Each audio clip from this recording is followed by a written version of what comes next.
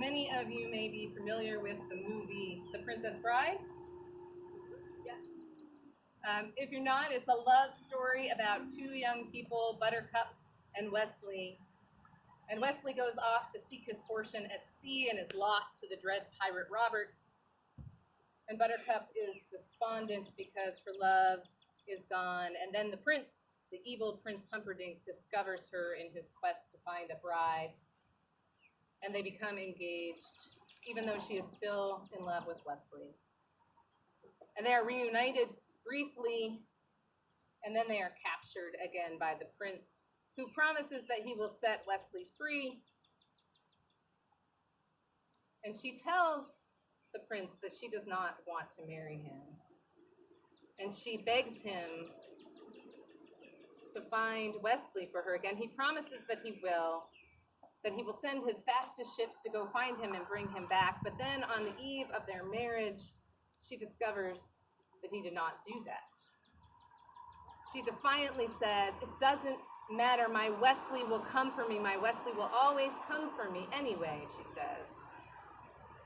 And then at the rushed wedding ceremony, when it seems to be too late, she hears the commotion outside and she says, "Here comes my Wesley now."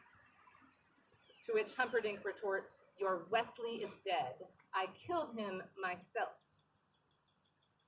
"Then why is there fear behind your eyes?" she asks. But moments later, she is despondent as the priest declares, the funny priest, right? He's the one, "Marriage is what brings us together today." Humperdinck says, "Say man and wife." And he says, "Man and wife," and she is escorted back to her room by the elderly king, Prince Humperdinck's dad. And she is just in despair. "He didn't come," she says. In that moment, it seems that all hope is lost. We find Job in a similar moment when we come to chapter 14 of this long book. He says, "There is hope for a tree. If it is cut down, that it will sprout again. But mortals lie down and do not rise again. They will not awake or be roused out of their sleep." Last week we saw Job cursing the day of his birth and even the night of his conception, wishing that that night had never been, that it was cursed. And this week we find him longing for Sheol, which is the place of death, the place of darkness, a kind of non-existence. He says, "Oh, that you would hide me there until your anger has passed," because his existence has become so painful that it just doesn't seem that he can go on. Job is at a point of hopelessness. Hopefully we don't experience that emotion often, but there are times in our lives when things may seem hopeless to us as well, or for those that we love. After a long time of suffering, it can seem that nothing will ever change, whether that is because of some physical illness or debilitating disease or chronic pain that just has no answer.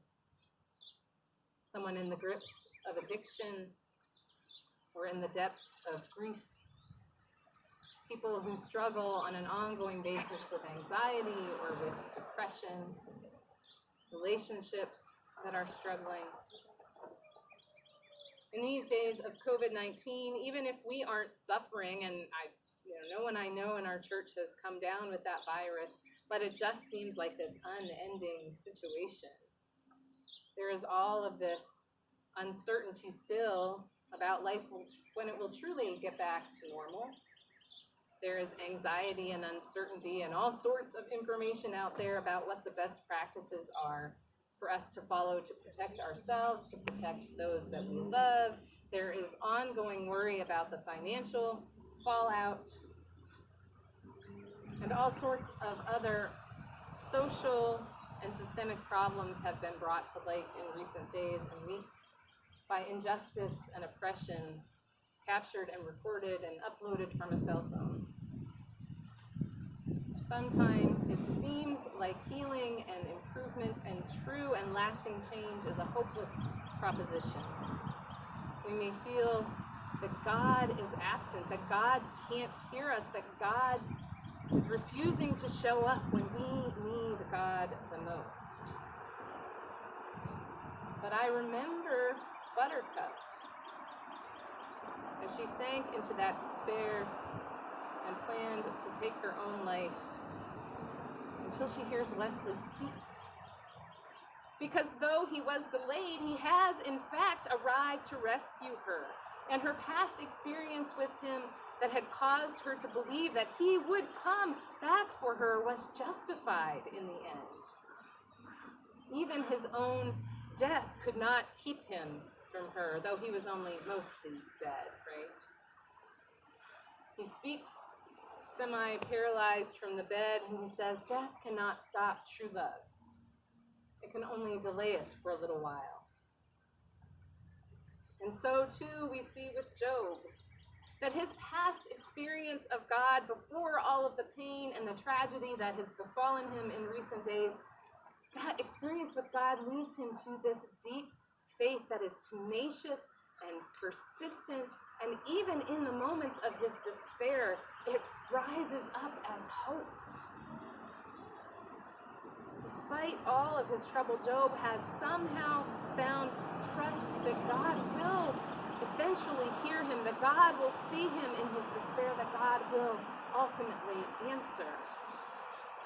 He says, "For I know that my Redeemer lives, and that at the last he will stand upon the earth.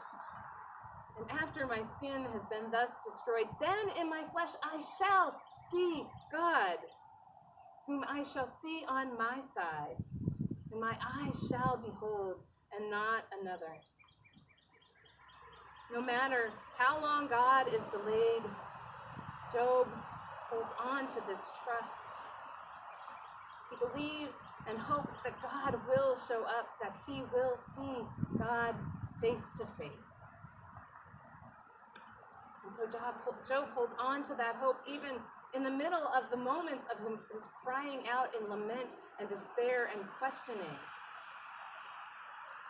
And that is hope for us too, that because of our relationship with a God who loves us, because of our past experiences with God, of God's faithfulness, of God's caring, we too can have faith that God will hear us, that God will ultimately answer us when we are crying out. Because we know that our Redeemer, Jesus, lives. And even his death did not, cannot, and will not stop his true love for us. Jesus lives, and he calls us forth from wherever our places of Sheol are, and one day we know that we shall see him face to face. May this truth give us strength to hold on to hope, even in those times when we despair.